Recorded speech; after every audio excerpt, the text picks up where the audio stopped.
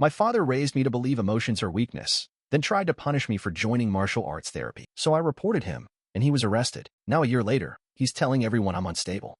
I still remember my 4th birthday party like it happened yesterday, even though it's been over 20 years. My name is Vincent. I'm 26 years old now, living in a small town outside of Fort Bragg, North Carolina. But that day still echoes in my head. The party was in our backyard. Balloons tied to the fence, a cheap plastic table covered with cake and bright yellow plates. My mom was fussing over the frosting, and my older brother, Leo, was trying to show me how to blow up a balloon without popping it. I didn't know it then, but that would be the last time I ever let myself be a kid. It started with a small accident. I tripped over the garden hose and skinned my knee on the patio. It wasn't bad, just a scrape, but I started to cry, tiny little sobs that caught in my throat. My dad came over and knelt down in front of me. His face was tight, all sharp lines and cold eyes. "Real men don't cry, Vincent," he said. His voice was low and even, but I could hear the anger underneath. "You fall down, you get back up. You don't whimper like a little girl." I sniffled, trying to wipe my tears with the back of my hand. My knee stung, and all I wanted was for someone to say it was okay to hurt. But my dad wasn't going to say that. He grabbed my chin, making me look at him. "Look at me, son," he said. "No more tears. Do you understand?" I nodded. My lips pressed together so hard they hurt. My dad let go of my chin and stood up. His military boots made a hollow thump on the concrete as he walked away, back to the grill where he was cooking burgers like nothing had happened. Leo knelt beside me, his small hands brushing the dirt off my knee. "It's okay, Vince," he whispered. "It's just a scratch." I didn't answer. I didn't want to hear that it was okay. I didn't want to get in more trouble. Leo looked at me with those soft eyes of his, like he actually saw me, even when I tried so hard to disappear. He pressed a bandage onto my knee and smiled a little. "There, all better," he said. But it wasn't better. Not really. My dad watched from across the yard, his face calm and blank. He saw everything. Leo's comfort, my hesitation, the tears I hadn't wiped away fast enough. That night, when the guests were gone and the cake was just crumbs on the plate, my dad pulled me into the hallway. He didn't have to say much. One hand on my shoulder, his thumb digging in, he leaned down close. "You're my son," he said, "and my son does not show weakness. Ever." I didn't argue. I didn't cry again. Not that night. Not for a long time after. It was like a switch flipped inside me. I stopped feeling like a kid. I stopped feeling much of anything at all. Leo still tried to help me. He'd slip me pieces of candy when Dad wasn't looking. He'd ruffle my hair and tell me jokes he made up on the spot. But I couldn't let myself enjoy it. Every time he smiled at me, all I could think was how he was weak. How my dad said that real men didn't need soft words and gentle hands. How Leo's kindness was a flaw, something that would get him hurt. So I turned it off. I stopped crying, stopped laughing. I became the little soldier my dad wanted. It wasn't a choice, not really. It was survival. I didn't know it then, but that was the start of everything. The first lesson my dad ever taught me. Real men don't show pain. They swallow it whole, bury it deep. And if it ever tries to claw its way back out, you shove it down harder until there's nothing left. Halloween had always been one of those nights that felt magical, even in our strict, military house. That was the year I was 7 and Leo was 9. And Mom let us dress up in those cheap costumes from the grocery store. Leo was a pirate, complete with a plastic sword he kept poking me with, and I was a cowboy with a hat that was too big and kept slipping over my eyes. For a few hours, it felt like we could be normal kids. We went trick-or-treating down our block, our bags full of candy, our laughter echoing in the cold night air. Leo kept making up stories about pirate treasure, his voice bright and excited. I wanted to believe it all, just for one night. But even then, I could feel that weight in my chest, that constant reminder from Dad that I had to be tough. No laughing too loud, no acting too silly. After we finished our candy run, we piled into the family car. Mom was driving, Dad in the passenger seat, and Leo and I were in the back, sticky fingers clutching our loot. It was supposed to be just a short drive home, but I remember the headlights coming at us, the screech of tires on wet asphalt, the sound of metal crunching and glass shattering. The car spun, and everything went black. When I woke up, I was lying on the side of the road, my cowboy hat gone. My head felt fuzzy, my ears ringing. I looked over and saw my mom slumped against the wheel, her face pale and still. My dad was trying to pull her out, his voice low and steady. And Leo wasn't moving. His head was tilted at an angle that didn't look right, his plastic sword still clutched in his hand. I tried to move, but my legs felt like they weren't mine. My dad's voice cut through the noise. "Vincent, get up," he said, his voice like ice. "You're not hurt. Get up and stand." I did what he said. My knees were shaking, but I stood. I didn't look at Leo again. I didn't dare. The paramedics came and took us to the hospital. They said I was lucky. No broken bones, just some cuts and bruises. I remember sitting in that cold room, the bright lights making my eyes water. My dad came in, his face calm. He put a hand on my shoulder, his grip tight. "You're the strong one," he said. "Leo, he wasn't like you. He was soft. That's why he's gone. But you're different. You're strong." I didn't know how to answer him. My brother was dead, and my dad was telling me it was because Leo was soft, because he cared too much, laughed too easily, felt too deeply. I wanted to scream that it wasn't fair, that Leo was better than both of us, but the words died in my throat. Instead, I nodded, because that's what Dad wanted, because he was right, wasn't he? I didn't cry. Not at the hospital, not at the funeral,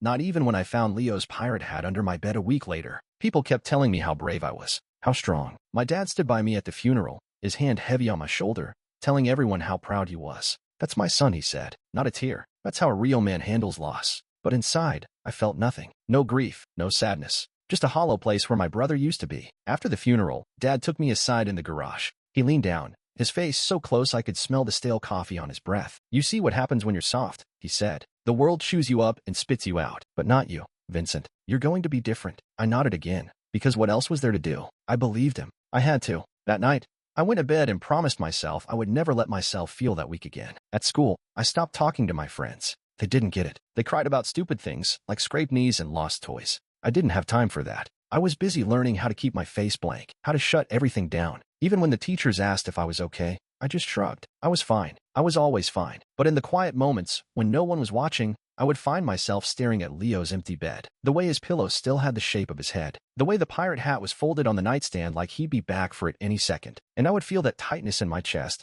that ache that felt like it was going to rip me open. I never let it. I'd remember Dad's voice, calm and steady. "Real men don't cry. Real men don't feel." And I'd shove it all down until I was nothing but empty. It was easier that way. Easier to be what he wanted. Easier to be strong. Easier to pretend that I wasn't haunted by the sound of Leo's laugh on that last night, echoing in the darkness, swallowed up by the crash of metal and the silence that followed. By the time I was 16, I had gotten good at hiding. Hiding how I felt, what I wanted, even who I was. My name was Vincent, and I was the perfect soldier. The kid who didn't flinch when his dad barked orders or when life threw a punch. But underneath that calm face, there was a tight ball of anger that never stopped burning. It was a Tuesday when it happened. I was in the middle of math class, tapping my pencil against the desk like I always did when my mind wandered. Mr. Ellison was droning on about quadratic equations, but I wasn't really listening. My mind kept drifting back to that night, the crash, Leo's empty bed, my father's cold approval. It was like a movie that played on repeat in my head. Then Brad Watson, a kid who always thought he was funny, leaned over and snapped the eraser end of his pencil against my ear.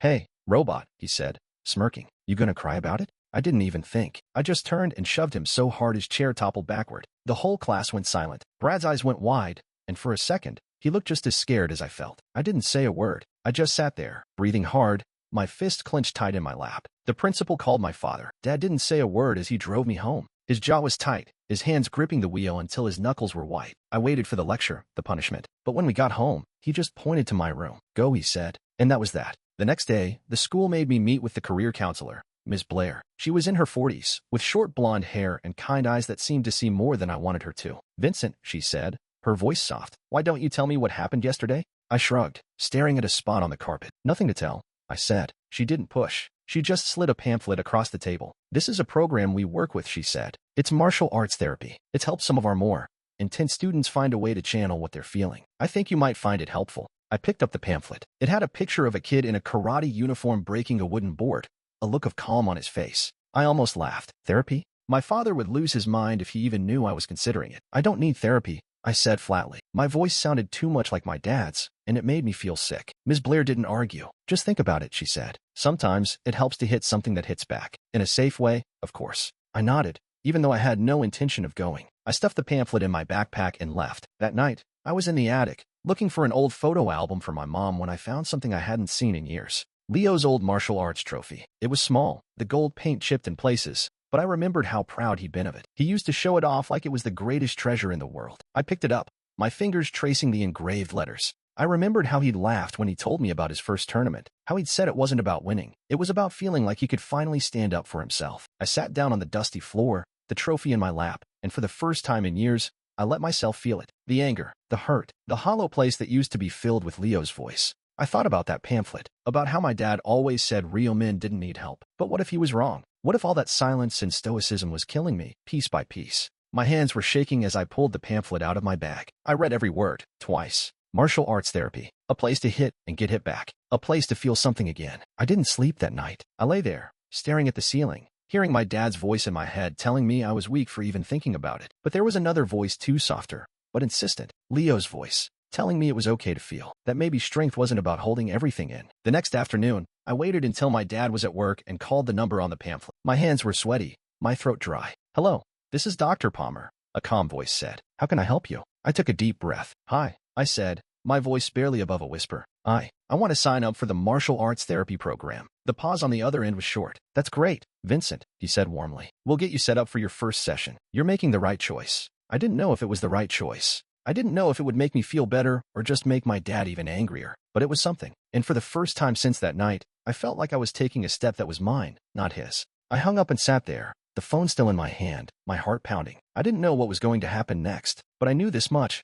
I was done letting my father's voice be the only one I listened to. It was a Friday night when I finally told my father. I'd been going to the martial arts therapy program for almost 2 months by then. Twice a week, I'd slip out after school and spend an hour on the mat, sweating and grunting and feeling more alive than I had in years. Dr. Palmer said I was making progress, that I was finally letting the feelings come to the surface instead of burying them. I didn't know if that was true, but it felt like it. That night, we were sitting at the dinner table. My mom had made me loaf, and the smell of it was thick in the air. My father sat at the head of the table, his posture straight, every bite of food measured and deliberate. My mom and I didn't talk much when he was around. It was always easier that way. I don't know what made me say it. Maybe it was the way my heart was pounding in my chest, or the way I couldn't stop thinking about how good it felt to hit the heavy bag and not feel empty afterward. I set down my fork and cleared my throat. Dad, I said, my voice a little shaky. I've been doing something after school. Martial arts therapy. It's helping me. He didn't look up right away. He just kept cutting his meatloaf into neat little pieces. When he finally did look at me, his eyes were cold and sharp. Martial arts therapy?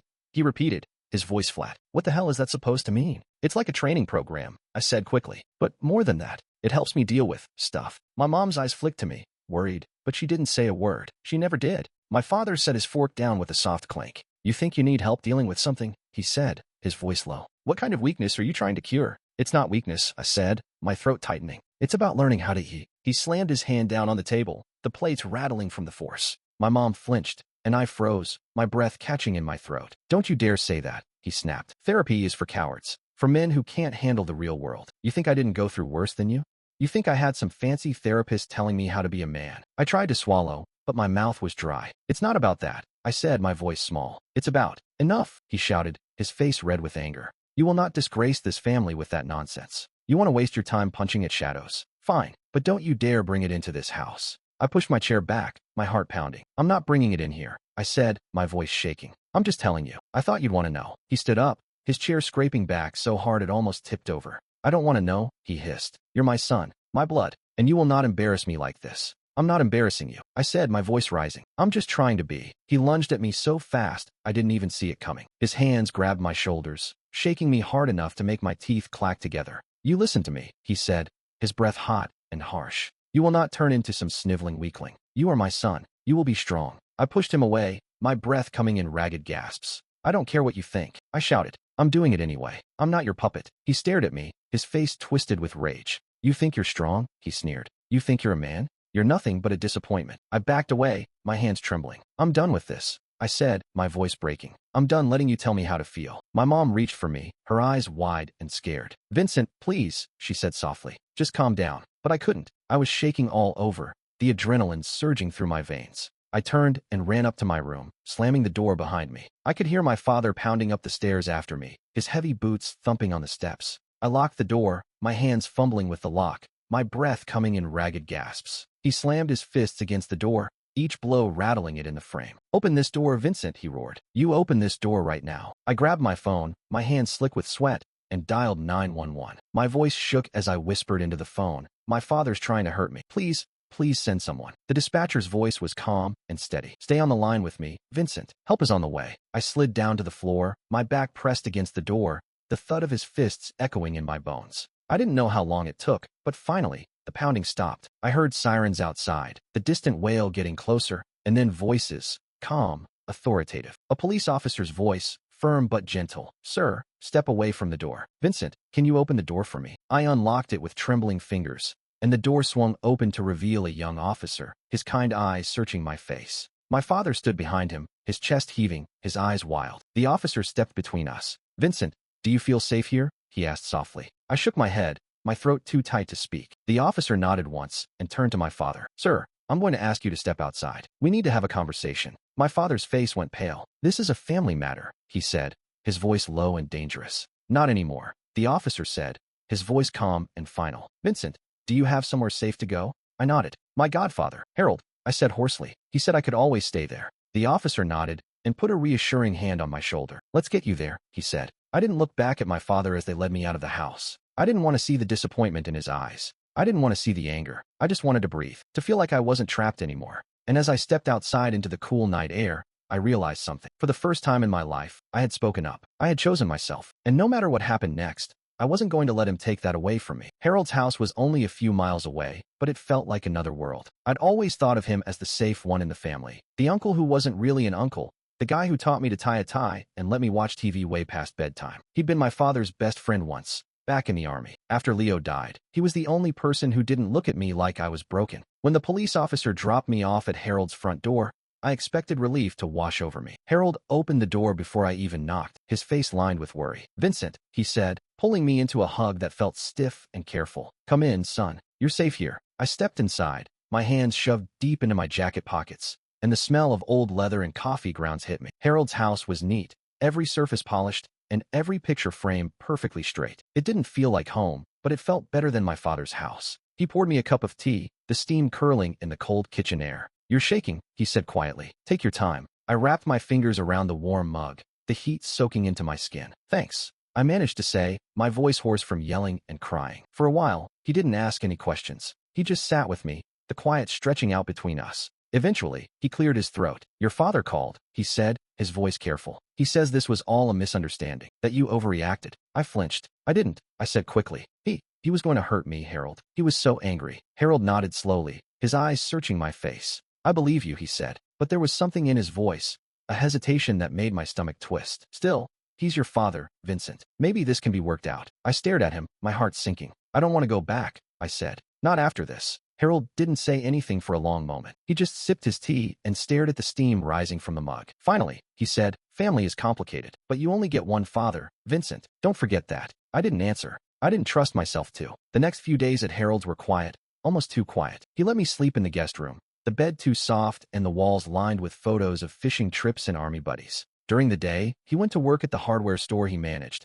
and I'd sit in the living room, staring at the muted TV, trying not to think about what I'd left behind. At night, I lay awake, listening to the creak of the old house, the wind tapping against the window. My father hadn't tried to call me directly, but I knew he was out there, waiting for me to come back and make it right. One night, Harold came home late, his jacket dusted with rain. He sat down across from me and let out a sigh. "He came by the store today," he said. "Your father said he just wants to talk. He says he's worried about you." My stomach turned. "I don't want to see him," I said, my voice low. Harold gave me a look I couldn't quite read. "I understand that," he said slowly, "but he's still your father. Maybe you should hear him out." I clenched my fists in my lap. "No," I said, "not after what he did." He didn't argue, but he didn't look happy either. And I could feel the air between us start to shift, like there was a crack in the foundation I'd been trying to build. A couple days later, I found out just how deep that crack ran. I overheard Harold on the phone, his voice low and urgent. "No, Tom," he said. "I don't know if he'll come back. He's stubborn, just like his old man. But he needs to understand. This is family." I stood frozen in the hallway, my heart pounding in my ears. He was talking about me, about how I needed to understand, like I was the one who had messed up. The next morning,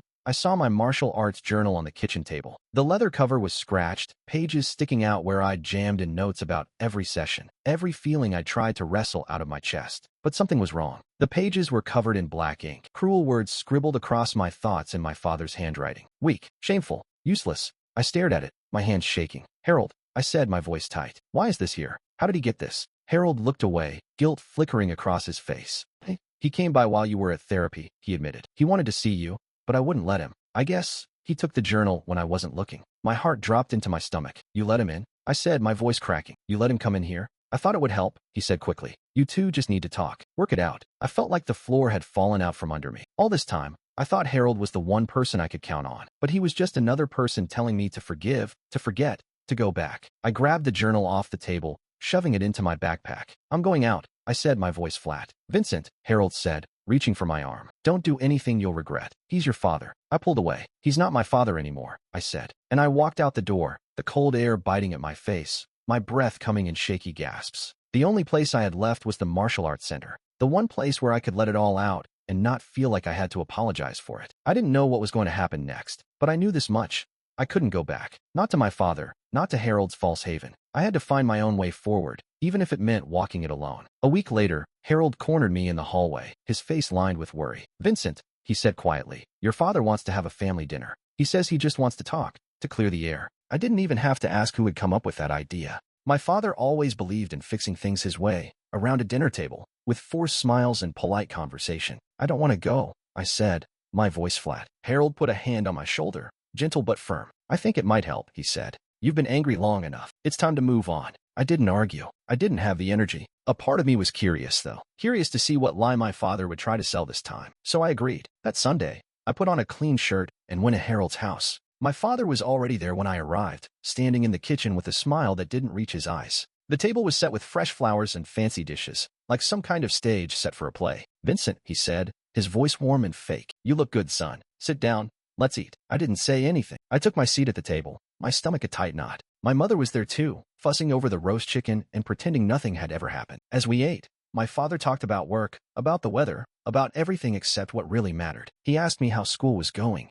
if I'd found a job yet, if I was still seeing that counselor lady. I nodded, gave him short answers. My mother kept darting glances at me, her lips pressed into a thin line. She was trying so hard to pretend we were just another normal family. Halfway through the meal, my father excused himself to go to the bathroom. I watched him walk down the hallway, his footsteps echoing in the quiet house. When he was gone, I noticed something on the sideboard. My martial arts journal, the one he'd stolen from Harold's house, the one he'd defaced with those cruel words. It was sitting there, like some kind of trophy. I got up and walked over to it, my heart thumping in my chest. I flipped it open, and there it was, his handwriting, scrawled across the pages. Weak, coward, not my son. I felt like I was going to be sick. I turned to Harold, my voice shaking. Why is this here? I asked. Why would you bring this out? Harold looked away, his shoulders tense. He said he wanted to make amends, he said softly. He thought if you saw it, you'd understand he didn't mean it. I shook my head, my hands trembling. He meant every word, I said. You know he did. The air in the room was heavy, like the whole house was holding its breath. My mother finally spoke, her voice quiet and tired. Vincent, he's trying. Can't you see that?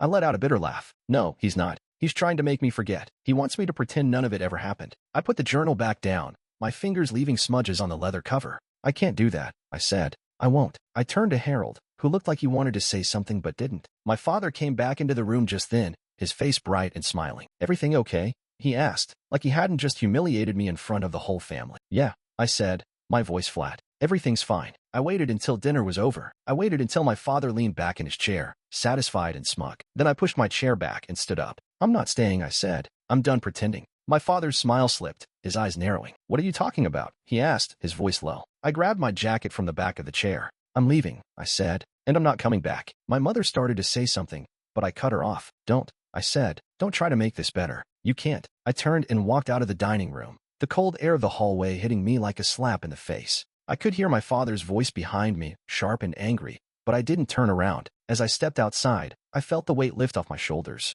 Just a little. My father might still have the last word at that table, but he didn't have me. Not anymore. A few days after the dinner, I couldn't sleep. My thoughts were stuck on repeat, playing over and over in my head. The journal, my father's smile, Harold's nervous glances. I needed answers I couldn't get from them. Dr. Palmer had always said that understanding your past was the first step to healing, so that's what I decided to do. I started with the attic at Harold's place. He'd kept boxes up there for decades, old photos, letters, and things that didn't have a place anymore. The attic smelled like dust and stale air. I switched on the single bare bulb and started digging through the boxes. Old army jackets, faded photo albums, yellowed newspapers. My fingers were shaking as I flipped through them, searching for something, anything that would make sense of the way my family worked. I found a box marked with my mother's name in Harold's handwriting. Inside, there were journals, hers. I didn't even know she kept them. My throat tightened as I cracked one open. The pages were filled with her neat, careful handwriting. At first, they were just day-to-day notes, grocery lists, birthdays. But as I kept reading, I found something that made my hands go cold. There was an entry from the year Leo died. He says it's Vincent's fault, she'd written. Says the strong survive. I don't believe it, but he says it enough that I start to wonder. I closed my eyes, my pulse racing. My father had blamed me. All these years, I thought I was just imagining it, that maybe it was all in my head. But there it was, in my mother's own words. I kept reading. Another entry, dated just a few months before she died. I'm scared of him, she wrote. I see the way he looks at Vincent, like he's testing him, waiting for him to fail. My hands were shaking so badly I had to set the journal down. My mom had seen it. She'd known. And she'd been scared, too. I pulled out an old VHS tape next. It was labeled in my mom's handwriting, Christmas 2002. I found Harold's old camcorder in the same box and popped the tape in. The image flickered to life. Me, 6 years old, in a red sweater, Leo's arm around my shoulders. My dad's voice in the background, telling us to smile. But even then, there was that edge to his voice. That cold, flat tone that made my stomach twist. Then I found the video that changed everything. It was labeled, in faint pencil, Don't trust him. My mother's voice was soft and trembling as she looked into the camera. "Vincent," she said, her eyes red and tired, "if you're watching this, it's because you need to know the truth. Your father isn't what he seems. He can be kind, but he can also be cruel. Don't let him convince you that your feelings are wrong. Don't let him turn you into someone you're not." I sat there on the dusty floor, tears I hadn't let myself feel streaming down my face. I felt like a kid again, small and scared and angry all at once. But this time, I wasn't going to let that stop me. The next day, I started recording everything. Every time my father called, every time Harold tried to convince me to go back, I knew I couldn't just confront them without proof. I needed evidence. I needed something solid to hold on to, something they couldn't twist or erase. I went back to the martial arts center, too. Dr. Palmer noticed how tense I was. "You're carrying something heavy," he said after class. "But you're not alone anymore." I wanted to believe him. I wanted to think that maybe, just maybe, there was a way to turn all this pain into something good. But part of me still felt hollow, like a piece of me had been scooped out and replaced with nothing. At night, I'd lie in the guest room at Harold's house, the tapes and journals stacked on the floor beside me like a fortress. I didn't know what I was going to do with them yet, but I knew this much. I wasn't going to let my father's voice be the only story left behind. This was my story now, my truth, and for the first time, I was ready to fight for it. I didn't expect it to end in Harold's living room, but maybe I should have. It was late afternoon when my father showed up unannounced, the front door banging open like it was still his house to walk into. Harold wasn't home. He'd left for a hardware store conference out of town, so it was just me and my father, and a silence that seemed to grow thicker with every breath. He closed the door behind him, his boots heavy on the wood floor. "Vincent," he said, his voice calm, like this was just another family talk. "We need to end this nonsense." I didn't move from the couch. I just stared at him, my phone clutched tight in my hand, the recording already running. He took a step closer. "I know Harold's been filling your head with ideas," he said. "I know you think you're some kind of hero for standing up to me, but you're just making things harder on yourself." I swallowed, my mouth dry. "I'm not going back," I said. My voice was steady, even if my hands were trembling. He scoffed. "You think this is strength? Sitting here, hiding behind your godfather's walls? That's not strength, son. That's weakness." "I'm not hiding," I said. "I'm done being told what to feel." He took another step closer, his face tightening. "You're going to come home, Vincent. You're going to quit this therapy nonsense and remember what I taught you." "No," I said simply. "I'm not." He stared at me, the muscle in his jaw jumping. For a second, I thought he might actually back down, but then his eyes darkened, and he lunged at me. His hand grabbed my shoulder, his fingers digging in like claws. "You're my son," he said through clenched teeth, "and you're going to act like it." I shoved him away, my breath coming in ragged gasps. "I'm not your son anymore," I spat. "I'm done living by your rules." He reached for me again, but this time I was ready. My training at the martial arts center kicked in, my body moving on instinct. I stepped to the side and twisted his arm away, his own weight throwing him off balance. He stumbled, his face going pale with surprise. "You little," he started, but I didn't let him finish. "I'm not afraid of you," I said, my voice low and calm. "Not anymore." He straightened up, his chest heaving, and for a moment, I saw something flicker in his eyes, something like doubt. But then it was gone, replaced by the same cold anger I'd seen my whole life. He charged at me again, his hand raised like he was going to hit me. My heart pounded in my ears, but I didn't move.